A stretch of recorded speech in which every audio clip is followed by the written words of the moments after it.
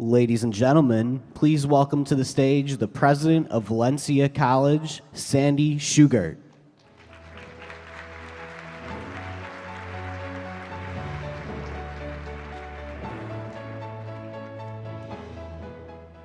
Good evening and welcome to Orlando, our town. We're glad you're here. If you see a zigzag line, stand in it. ATD has taught us together to take seriously data, evidence of our work, to disabuse ourselves of our illusions, and to become productively disillusioned with what we thought was true. So we now know the truth of our students' experience and can address it honestly. Data is important. And tonight you're going to meet a data point. Friend and poet says, the universe isn't really made of atoms, it's made of stories. And for all our data, we need to remember there's a person behind every point. And tonight you meet a person whose story will inspire and challenge you. He's a student at Valencia College who came from the most unlikely circumstances. Come on up, come on. Began from the most unlikely circumstances, as you may read in your program,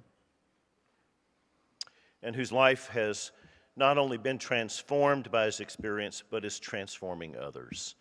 It's infectious. It's a virus. It's gone viral. And that's exactly what we want. Ladies and gentlemen, please welcome Angel Sanchez.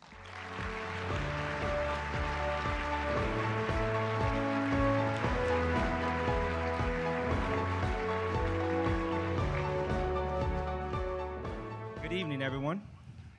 Good evening. Okay. Well, it's truly an honor and a pleasure to be speaking to you today.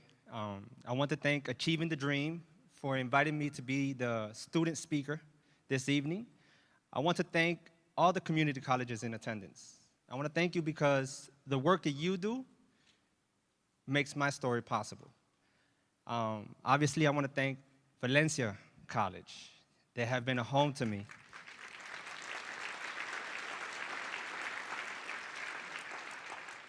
Valencia has been a home to me, a family to me, a place that has challenged me, but most importantly, that has said, we will walk with you and we will fight for you. And for that, I thank them. But today, I want to speak to you not as a Valencia student, but as a community college student. Before I go any further, I have to confess, it would be insincere of me if I don't say thank you for this. But many of you know that us community college students, we take night classes. And I do have a night class tonight. And many of you leaders in your community college were professors, and I have seen your scorn when a student walks in late. And today I get the pleasure of walking in late and having a smile on my professor's face. So for that, thank you. So by far, this is the most impressive speaking engagement, I think, and I was with my roommate and fellow schoolmate, and I was wrestling with this nerve-wracking opportunity, and we went through the first steps of speech, understand your audience, and then when we got to that point, it was community college leaders, presidents, faculty, and we're like, these are our #1 supporters. Like, I have nothing to worry about. They're the least critical people of me. And I have to admit, that has given me a lot of comfort. So today I want to share with you what many of my friends tell me, that I have a big and bright smile. I can't argue with that. And I want to share with you the face and the smile of a young man who at 16 was tried as an adult, who spent the next 12 years in prison, and to just the other month, or a couple of months ago, was homeless. However, I am very proud to share with you that this is also the face and the smile of a young man who is a 4.0 GPA student at Valencia College.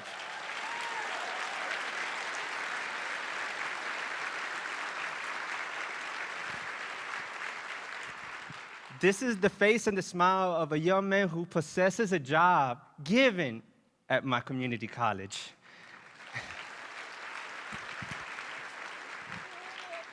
And this is the face and the smile of a young man who's set to be the first in his family to graduate this semester, not with 1 degree, but with 2 degrees in honors.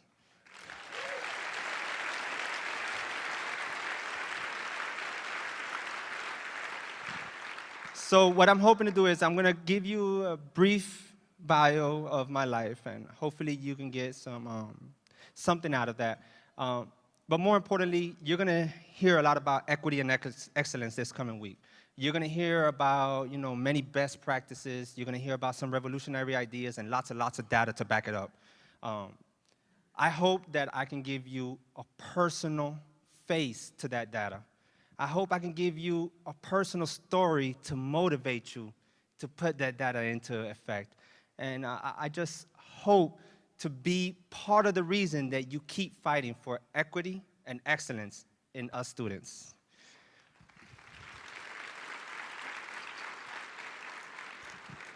So I'm a first-generation Hispanic student, the child of immigrant parents. I was born in Miami, Florida, and my parents divorced when I was young. My father did his best to raise me on his own. My mother went on to battle a lifelong addiction with drugs, and she went on to have a sister, a half-sister of mine. And my dad did his best to instill in me the value of education. And it wasn't because he had one, but it was precisely because he didn't have one that he thought it was so valuable, because it was available in this country. My dad told me that in this country, if you work hard and get an education, you can do great things. Unfortunately, growing up in a very negative environment, I eventually had my father's words fade to the background as I immersed myself in this life of gangs, drugs, and violence. That's when I began to get arrested. By the age of 16, as you know, I would go on to be tried as an adult for multiple gang shootings and go on to serve time in prison. However, in prison, somehow my dad's words were not lost, and they came back to me. They came back to me at moments where I was still growing, at 18 and 19. And I held on to his words and believed that if I work hard, if I get an education, there may still be hope for me. And there was. I became the first in my family to graduate high school by getting a GED inside the Department of Corrections.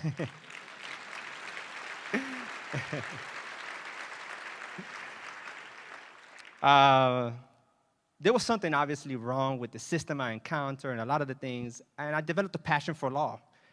I earned an opportunity to work in the prison law libraries and became infatuated with the idea that maybe one day I could become an attorney. But more importantly, I started learning that an Associate of Arts had nothing to do with drawing. Seriously. And I learned that one college course didn't get you a degree. I actually began researching and started understanding what was the pathway to become an attorney if I ever wanted to be one. And it was an undergraduate degree, then a graduate degree, not a course. But that just shows the lack of what we would call cultural capital that I was growing up in. So moving forward, my sentence was ultimately reduced, and my dad passed away while I was in prison. But I look back at him, and many would have thought he died, he didn't leave anything. Spent about 30-something years after coming from Cuba in this country, barely knew how to read or write, how to speak English, and many would say he left nothing, did nothing. I am proud to be the testimony that he did leave something.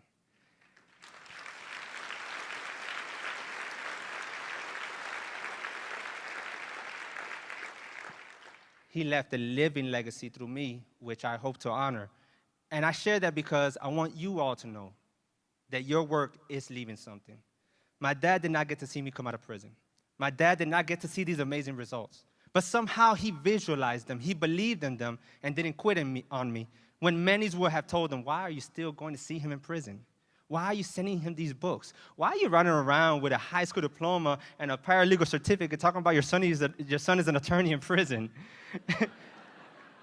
The reason was because he believed in me. And that, I think, is a very telling story, is a message that I want to share with you all, to please believe in every one of your students. Sometimes you won't see the results, and sometimes the results are not there for us to see. Sometimes it's our job to plant the seed and others to water, but your work will not come back in vain. I want to go ahead before I close and share with you that when I arrived at Valencia, there was something that I encountered. I got out. Some asked, why Orlando? I want to share a little bit of a story. I want to cut it short. I don't want to keep you too long, but why Orlando? So I'm in prison saying to myself, if I go back to Miami, I will be walking into a revolving door right back into prison. I have to start fresh somewhere else. But how can I do that? And I thought, a homeless shelter? I've seen The Pursuit of Happiness on TV. And so I began writing shelters from across South Florida, close enough to Miami where my mother, who still battled drug addiction, could visit me, but far enough where I don't have to be entangled in that life again. And so a homeless shelter from the Salvation Army in Orlando wrote back and said, we have a work program, we'll accept you. And so at that point, I'm still debating, this is crazy. I've never been out of Miami. When you're in prison, your dream is to go back home, and that is where you came from, not to go into a homeless shelter. That's not a very beautiful and bright future to look forward to. And I said, well, either way, let me write to the community college, because I know no university will accept me. But you guys will. You guys will.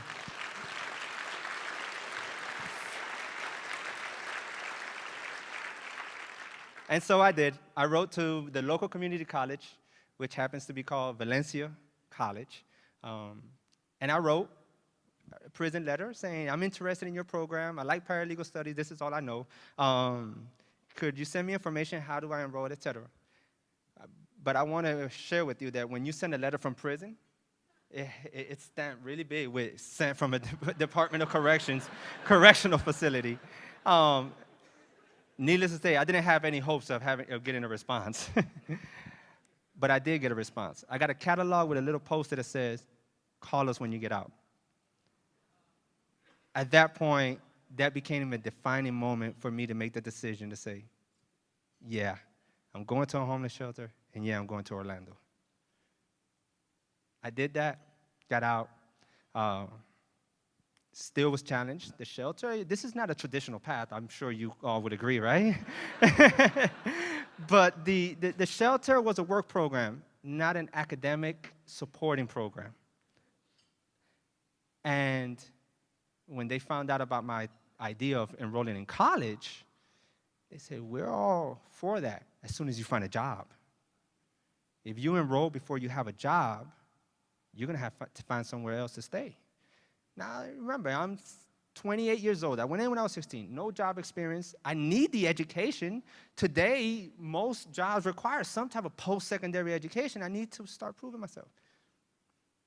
And so I was about to quit. I was on my way back to Miami, and a gentleman named Levon at a fast food place decided to hire me. And he took away any excuse for me to leave. And why is this important? The person I replaced, he had just lost because he had gotten arrested. And here I was, about to come, I applied, and then he reads in his application, yes, he has prior convictions. Oh my goodness, what am I gonna do? He sits down, and we have this conversation, and he asked me to explain, and I explained it to him. He looked at me and said, you know what? I'm gonna give you a chance. So I started there. Now I could enroll in college, right? Not yet. You can't have a part-time job at this shelter, right? That is the rule. What I found, though, at this shelter was an ex-correctional officer who happens to be the assistant manager, who understood the unlikeliness and the hard work that I was putting into trying to do right. And what did he decide to do? He decided to become my advocate and fight for me within the shelter and says, we need to make an exception for this.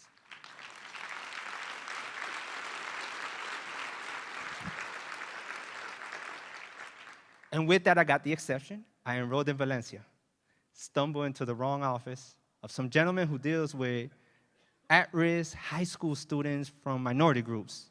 And here I was, a homeless student, ex-con, walking into his office, very far from high school. And I stumbled into his office and said, they said you could help me, and this is my situation. And he's like, not the right guy. I said, this is my only day off. My only other day off is in the weekend. He made a couple of calls. And instead of sending me away and closing the door behind me, he got up and he began to show me the way and close the door behind himself. He took me to the different departments that I needed to go to. Long story short, this individual did not pass the buck, right? And then the people he introduced me to, he spoke on my behalf. He, in essence, became not only a mentor, a guide, he also became another advocate, right? I get into the financial aid office. They have issues because I haven't registered with Selected Service. Obviously, I was away.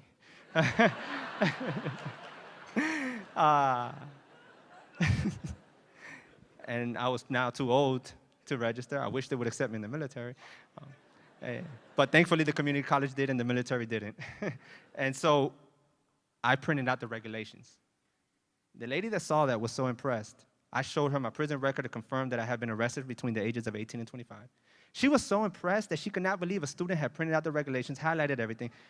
And she was dumbfounded, and she said, the student printed this out? He's like, that's what I'm talking about. I'm trying to tell you, he's the real one.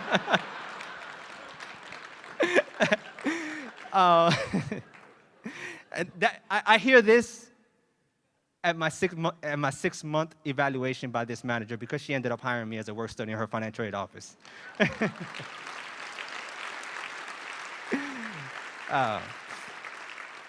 And so one last very important moment was, obviously I'm hired, but I'm still thinking I have to walk on eggshells. I have impressed and found the support of my manager, of an advisor who walked with me to the places I needed to go. But I don't know if the community, college itself at large will accept me. I came to Valencia a homeless student in remedial classes and very insecure whether I would be accepted.